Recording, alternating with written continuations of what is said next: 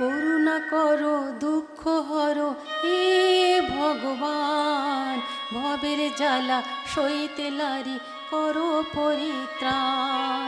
করুণা করো দুঃখ হরো হে ভগবান, ভবের জ্বালা সইতে লারি করো পরিত্রাণ।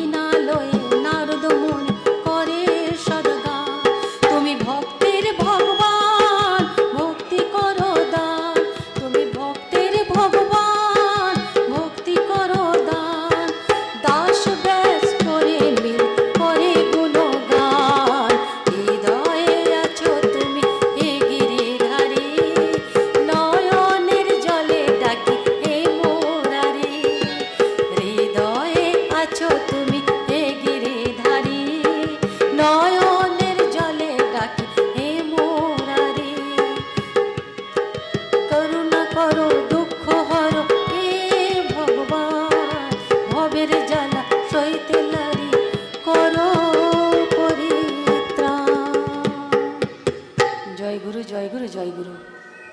আজকে আমরা একটা বিশেষ দিনে আছি, পূর্ণিমা আজকে। একটা কথা আমি পদ্মপুরাণ থেকে আমি কথা বলছি। আমরা প্রত্যেকে আজকে পূর্ণিমার দিন কি হয়, চাঁদটা পুরো গোল হয়ে যায়, দেখতে সুন্দর লাগে। আমরা চাঁদকে সবাই মামা বলি। আমি মামা বলি, আমার মা মামা বলতো, আমার দিদা মামা বলতো, আমার দিদার মা মা সবাই মামা বলি, তাই না? আমরা সবাই মামা কেন বলি আজকে জেনে নিন। চাঁদের গুরু বৃহস্পতি, বৃহস্পতির স্ত্রীর নাম তারা। ধ্যান দিয়ে শুনবেন, চাঁদের গুরু বৃহস্পতি, বৃহস্পতির স্ত্রীর নাম তারা। দেখতে ভীষণ সুন্দরী, ভীষণ সুন্দরী একদিন। আর চাঁদ দেখতে অপরূপ সুন্দর, এত সুন্দর আমরা তো জানি। একদিন চাঁদ গুরু বাবার আশ্রমে গেছে, গিয়ে গুরু বাবাকে প্রণাম করেছে। ধ্যান দিয়ে শুনবেন, গুরু বাবাকে প্রণাম করে যেই গুরু মাকে প্রণাম করতে গেছে চাঁদ, গুরু মায়ের চরণ দুটো এত সুন্দর দেখতে, এত সুন্দর দেখতে। আস্তে আস্তে করে যেই মুখের দিকে তাকায়, গুরু মায়ের মুখ দেখে তার অবস্থা খারাপ হয়ে যায়। তার শরীরের মধ্যে রজগুণ উৎপন্ন হয়ে গেল, তমগুণ উৎপন্ন হয়ে গেল। এবার মনে মনে সংকল্প করলো, আমাকে গুরুমাকে যে করে হোক পেতেই হবে। এত সুন্দরী তারামা ছিলেন। এই বলে সেখান থেকে চাঁদ চলে যায়। কিছু দিন পর যখন গুরু বাবা আশ্রমে ছিলেন না, সেখানে গিয়ে আর চাঁদ কাউকে নিজের বশে করবার তার কৌশল জানতো। আশ্রমে গিয়ে গুরু মাকে ওখান থেকে তুলে নিয়ে নিজের কাছে নিয়ে চলে আসে। আর এবার গুরু মাকে করেছে কি, এবার নিজের বশে করে নিয়েছে। কেউ যদি জিজ্ঞাসা করে তখন বলবে এটা আমি উনার স্ত্রী। এবার গুরু বাবা যখন আশ্রমে গিয়ে দেখছে আমার স্ত্রী নেই, তখন চোখ বন্ধ করে জেনে নিলেন যে এই কাজটা চাঁদ করেছে। তাড়াতাড়ি করে গিয়ে চাঁদের কাছে গিয়ে বলছে স্ত্রীকে দিয়ে দিতে। এবার গুরু বাবাকেও কী করেছে, নিজের বশে করে নিয়েছে। এবার গুরু বাবা যাকে যা বলছে গুরু বাবা সেটাই শুনছে। এইভাবে করে গুরু বাবা ওখান থেকে চলে যায়। আর তারামা, তারামা ছিল বড় ঠাকুরের ভীষণ ভক্ত। এই কথা জানতে পারে শনি ঠাকুর, যেটাকে আমরা বলি বড় ঠাকুর। বড় ঠাকুর যখন জানতে পারে চাঁদ এত বড় অপরাধ করেছে, নিজের গুরু মাকে তুলে নিয়ে এসছে এইভাবে করবার জন্য একটা কুদৃষ্টি দিয়ে, তখন তাড়াতাড়ি করে ওই শনি ঠাকুর গিয়ে চাঁদকে অভিশাপ দিল। হে দুষ্টু, তোকে আমি অভিশাপ দিলাম, তোর রূপের ভীষণ তোর অহংকার। আমি অভিশাপ দিলাম, আজকের পর থেকে তুই একদম কালো কুৎসিত হয়ে যা। পিচের মতন কালো হয়ে গেল চাঁদ সঙ্গে সঙ্গে। যেই বড় ঠাকুর অভিশাপ দিলেন, এত সৌন্দর্য চাঁদ পুরো কালো হয়ে গেল, যেটাকে আমরা অমাবস্যা বলি। এবার চাঁদ নিজের শরীরের দিকে তাকিয়ে নিজেই ঘৃণা পাচ্ছে যে আমি কি ছিলাম, কি হয়ে গেলাম। ভীষণ আফসোস করছে। এইভাবে করতে করতে ছুটে ছুটে ছুটে ছুটে ছুটে গেল মহাদেবের কাছে। মহাদেবের কাছে, হে প্রভু রক্ষা করুন। দেবাদিদেব মহাদেব বললেন, আমি পারবো না, তুমি চলে যাও শনিদেবের কাছে। সেখান থেকে ছুটে এসে শনিদেবের পায়ে চরণে লুটোপুটি কাঁদতে লাগলো, হে প্রভু এমনি অপরাধ আমি জীবনে করব না, আমাকে রক্ষা করুন প্রভু, আমাকে আগের মতন ফিরিয়ে দিন প্রভু। ভীষণ কান্নাকাটি করতে শুরু করে দেয়। তখন বড় ঠাকুর বললেন, আমি তো করে দেব, কিন্তু একটা প্রমিস করতে হবে, প্রতিজ্ঞা করতে হবে। বলছে কি? বলছে আজকের পর থেকে তুমি প্রত্যেকটা নারীকে বোন চোখে দেখবে, কারো উপরে তুমি কুদৃষ্টি দেবে না, প্রত্যেককে তুমি বোন চোখে দেখবে, আর প্রত্যেকের সন্তান তোমাকে মা বলে ডাকবে। তুমি কথা দাও তাই করবে? তখন চাঁদ বলল, আমি কথা দিচ্ছি আজকের পর আমি কোনো নারীর দিকে কুদৃষ্টি দিব না। তো বলে আজকের পর থেকে তোমাকে প্রত্যেকে মামা বলবে, আর প্রত্যেক নারী তোমার বোন হবে। কিন্তু তোমার যে এত সৌন্দর্য তুমি ছিলে, এইটা তুমি পূর্ণ রূপ পাবে না। তুমি পাবে এই পূর্ণ রূপটা তুমি একদিনের জন্য পাবে, আর প্রতিদিন তোমার এই সৌন্দর্যটা রূপটা একটু একটু করে বাড়বে। দেখুন প্রতিপদ দ্বিতীয়া তৃতীয়া একটু একটু করে যেটা বাড়ে, শনি ঠাকুর বললেন তুমি একদিনের জন্য তুমি তোমার পূর্ণ সৌন্দর্যটাকে পাবে, তারপরে আবার আস্তে আস্তে আস্তে আস্তে তুমি যেমন ছিলে অমনি কালো হয়ে যাবে। সেটাই চাঁদ মেনে নিল। ওই যে প্রতিপদ দ্বিতীয়া হয়, সেই থেকেই আমরা যখন শনি ঠাকুর যখন প্রতিজ্ঞা করলেন যে পৃথিবীর প্রত্যেকটা নারীকে বোন চোখে দেখবে আর সবাই তোমাকে মামা বলবে, এটাই হচ্ছে চাঁদের কথা। আসুন আমরা জানবো, প্রত্যেকে আমরা মারা গেলে হরিবোল দিই না? বলো হরি হরিবোল দিই, কিন্তু কেন দিই? কেন দিই বলবো? হরিবোলটা কেন দেয়া হয়? একবার তুলসীদাস রামায়ণ রচনা করছিলেন, আরও অন্যান্য অনেক কিছু লেখালেখি করছিলেন, ভাবছিলেন। ওই ভাবতে ভাবতে একটি দূরে বেরিয়ে যায়। একটু দূরে গেছে, ওই ওখানকারই একটা ছেলের সেদিনকার আগের দিন বিবাহ হয়েছিল।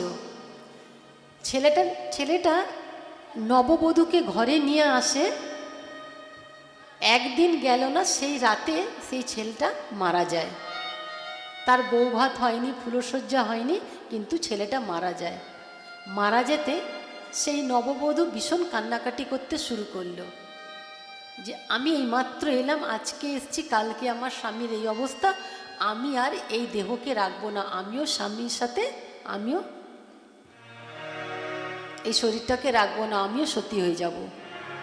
এইভাবে করে যখন তার স্বামীর মৃতদেহটাকে সাজিয়ে যখন শ্মশানে নিয়ে যাচ্ছে, ওই নববধূটা কাঁদতে কাঁদতে কাঁদতে কাঁদতে পিছনে পিছনে যাচ্ছে। কেউ তাকে ঠেকাতে পারেনি, বলছে না আমি যাব তার সাথে। পেছনে পেছনে যাচ্ছে। দেখুন তুলসীদাস আগে একটা খুব ভালো মানুষ ছিল না, নাম্বার 1 দুষ্টু প্লাস কামি, সেটারও কথা আছে। তার জীবনী খুব সুন্দর। তার বউর কাছে অনেক রকম কথা শুনে তারপরে 4টে ধাম দর্শন করার পর এই পথে আসেন। তো যখন ওই মৃতদেহটা যাচ্ছে, পিছনে পিছনে নববধূটা কাঁদতে কাঁদতে যাচ্ছে।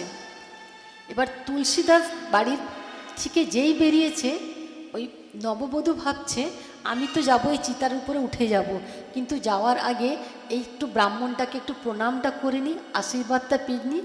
দেখছে তুলসীর মালা, চন্দন পন্দন শরীরে, পুরো শরীরে ভর্তি।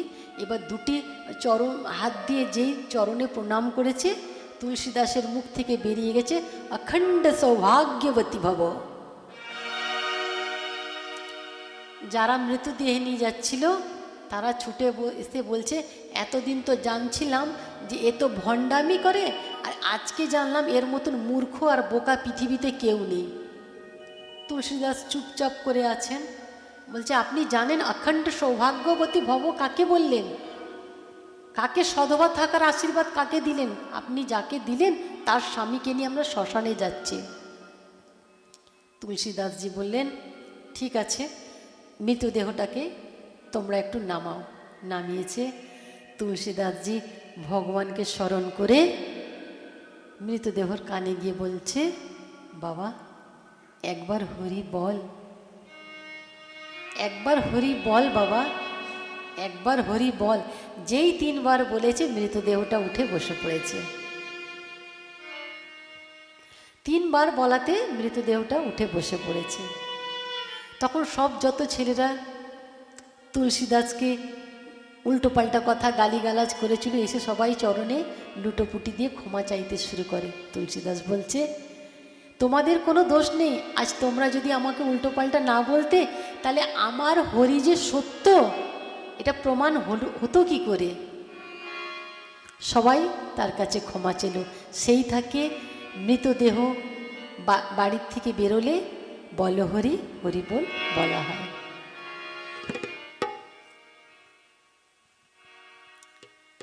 আসুন আমরা জানি না, অনেকে কেউ জানে কেউ জানে না, আমরা পুরী দর্শন করতে সবাই যাই।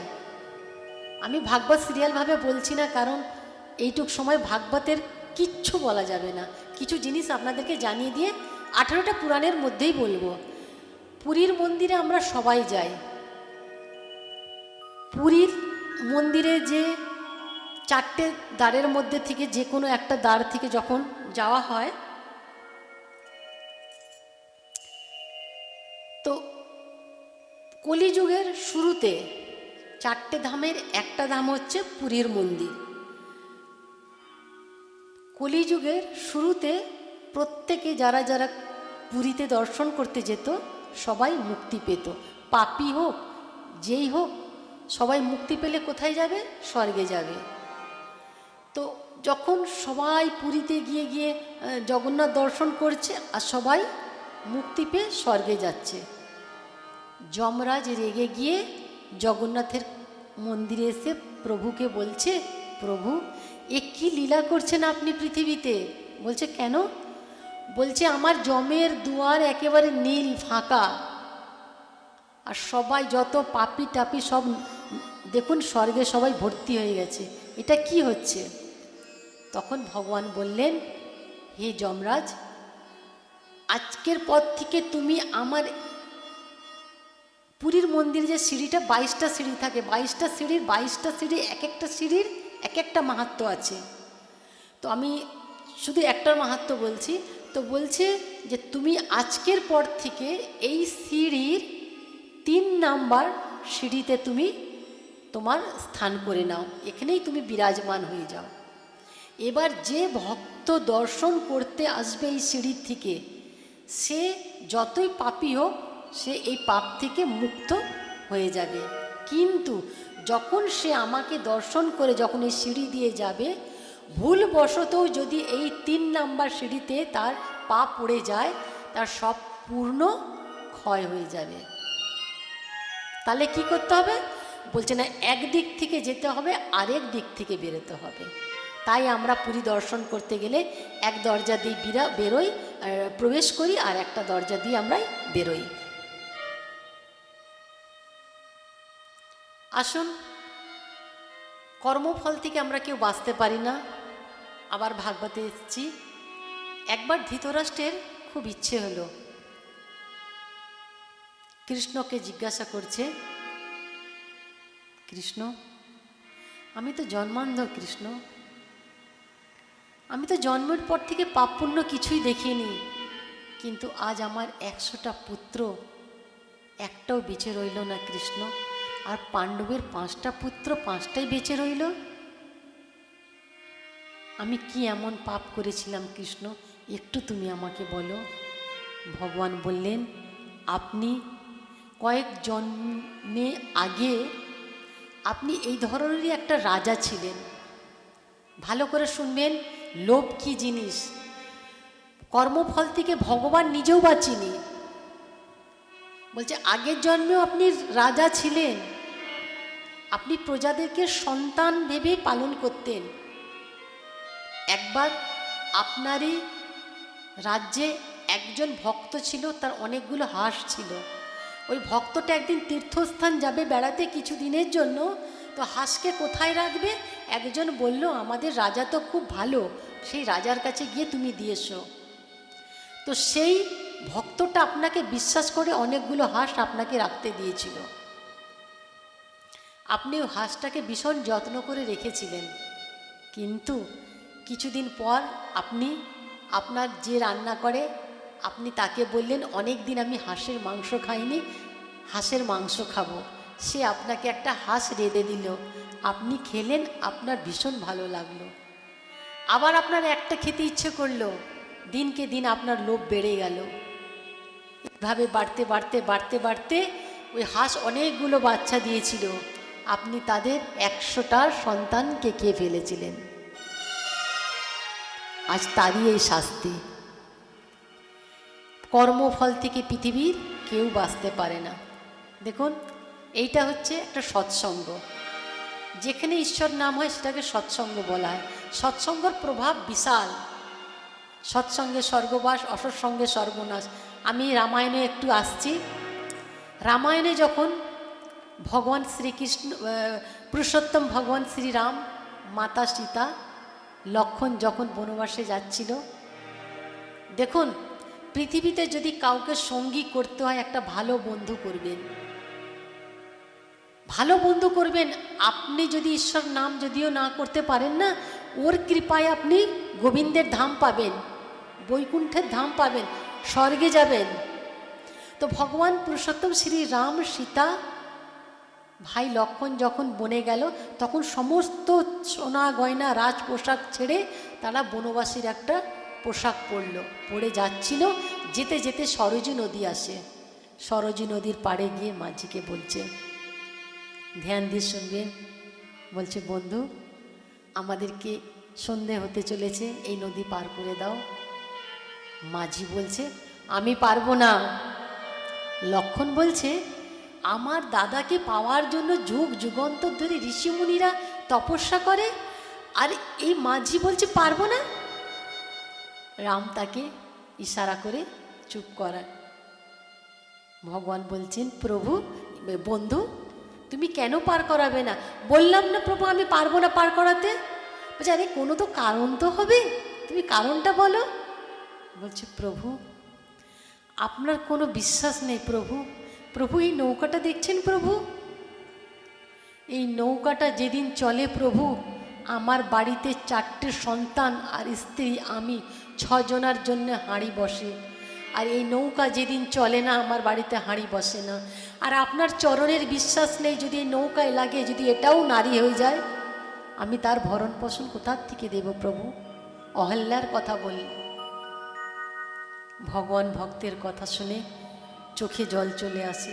বলছে বন্ধু ঠিক আছে, তুমি কি করলে আমাকে পার করবে বলো? মাতা সীতা আছে। বলছে প্রভু যদি আমার নৌকাতে যদি আপনাকে পার হতে হয়, তাহলে আপনার চরণ কি আমি আগে ভালো করে ধোবো।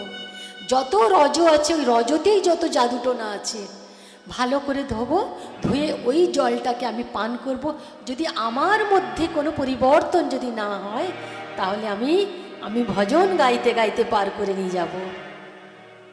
ভগবান রাম বলেন তুমি শিগগিরই তাই করো।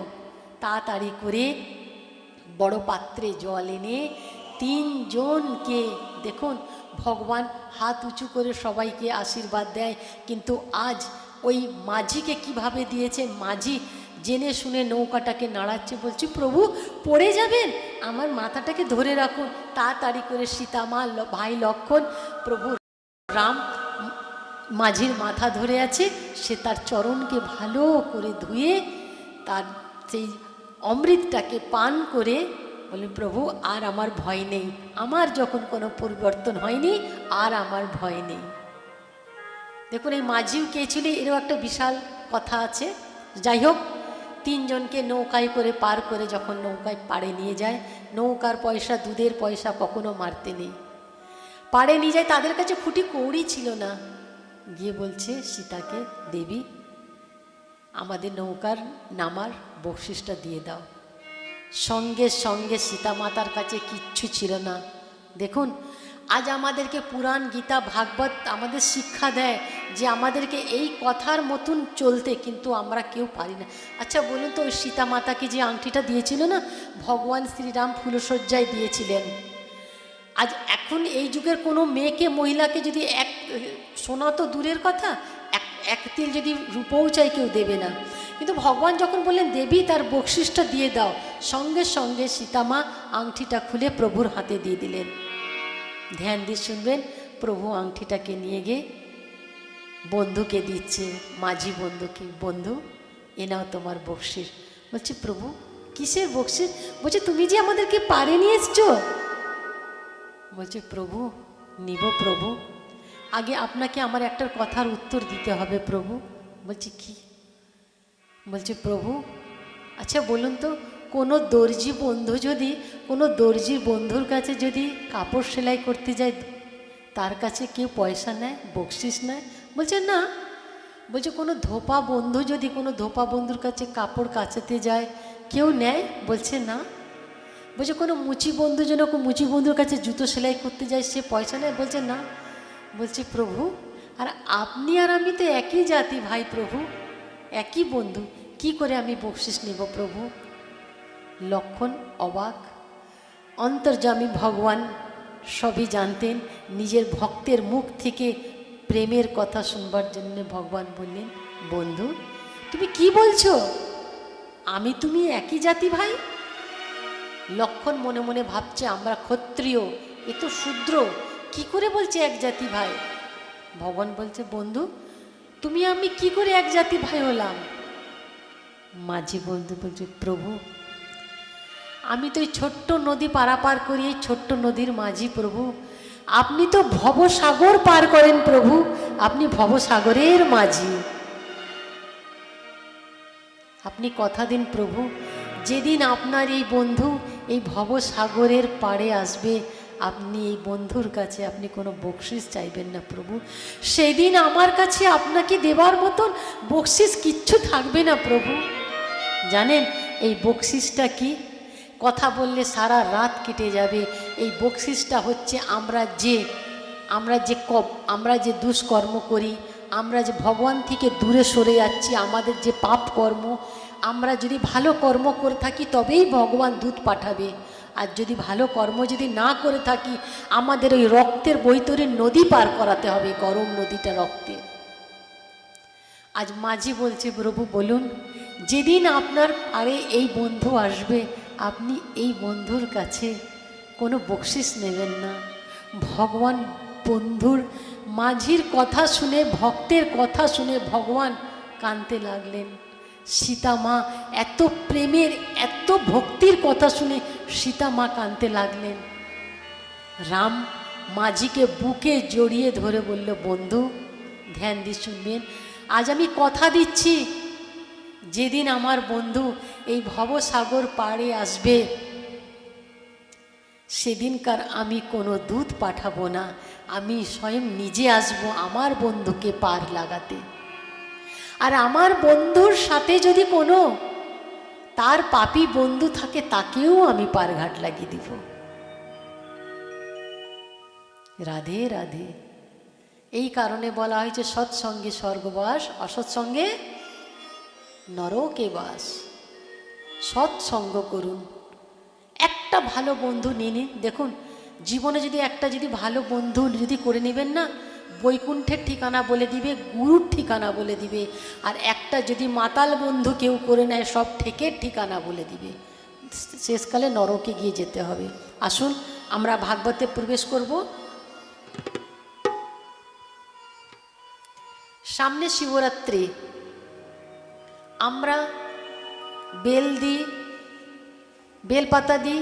এই বেলপাতা কি আর বেল কি, কোথার থেকে সৃষ্টি হয়েছে?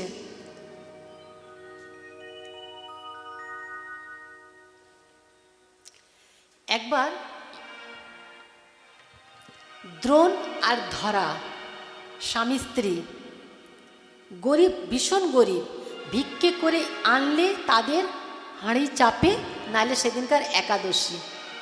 আর তারা দুজন খুব নিয়ম করে একাদশীর ব্রত করে। এবার একদিন দ্রোণ ধরাকে বলল যে দেখো, কোনো দিন আমি যদি থাকি চাই না থাকি, কোনো দিনও যেন ঘর থেকে কেউ কোনো অতিথি বা ভিখারি কেউ না খেয়ে না চলে যায়। এই কথাটা সবসময় স্মরণ রাখবে, কারণ ভগবান অনেক রূপে আসে।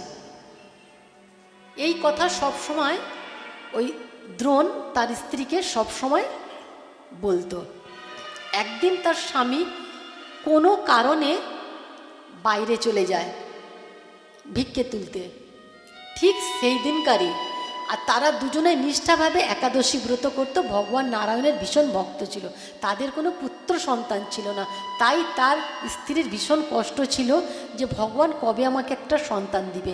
তার স্বামী তাকে বোঝাতো যে দেখবে ঠিক একদিন নারায়ণ তোমার গর্ভে জন্ম নিবে, তুমি দেখবে তুমি একদিন ভগবানকে পাবে।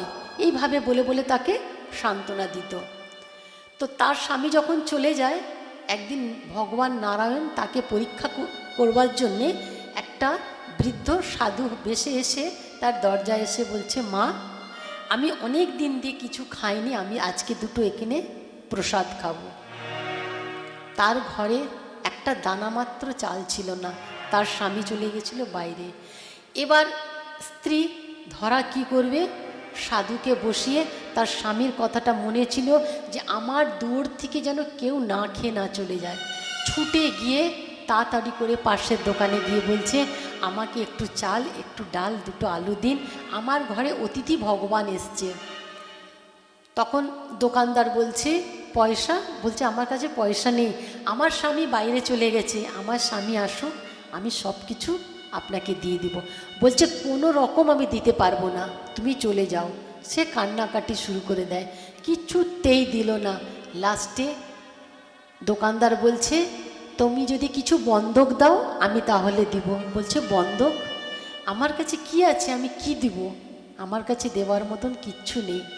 বলছে, আছে। বলছে, কি? বলছে, তোমার স্তনটা কেটে দিয়ে দাও। সে বেচারি কাঁদতে শুরু করলো, আমি যদি আজ যদি এইটা যদি না করি, আজ অতিথি না খেয়ে চলে যাবে, আর আর আমি কোনোদিনও আমি আমার ভগবান নারায়ণকে আমি পাবো না। আমার স্বামী আমাকে বলেছে যে কোতন্নি কোনো দিন যেন কোনো অতিথি বা কোনো ভিখারি ঘর থেকে না খেয়ে না চলে যায়। আমি কি করব? ঠাকুরকে স্মরণ করতে করতে, নারায়ণকে স্মরণ করতে করতে তাই করলো, একটা স্তন কেটে তাকে দিয়ে দিল।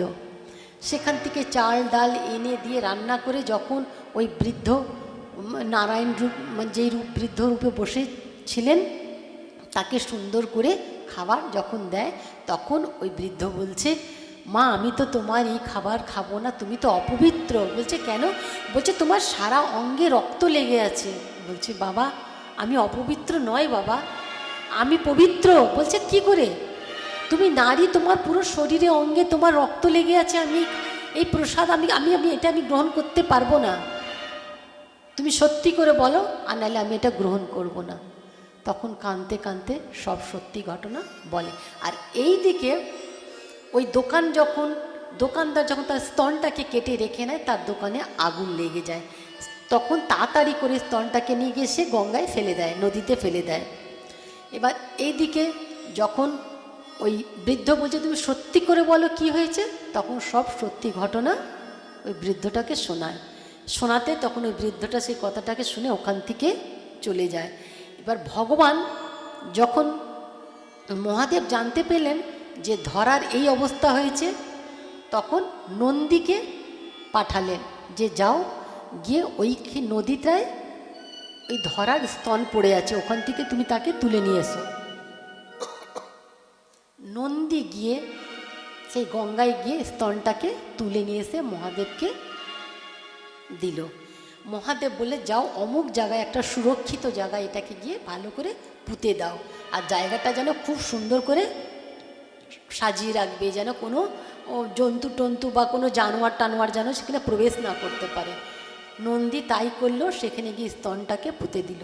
এবার পুঁতে দেওয়ার পর কিছুদিন পর মহাদেব নন্দীকে বললেন, যাও তো গিয়ে দেখে এসো যেখানে স্তনটা পুঁতেছিলে সেই জায়গাটা কেমন আছে। এবার দেখলো, সেখানে গিয়ে দেখছে একটি বেল গাছ উঠেছে। বেল গাছ, বেল গাছটা বেশ বড় হয়ে গেছে। তখন ভগবান নন্দীকে বললেন, আজকের পর থেকে এর পাতা আর এর ফল ছাড়া আমার পুজো পূর্ণ মানা যাবে না। এই জন্য আমরা দেবাদিদেব মহাদেবকে বেলপাতা আর বেল চাপাই।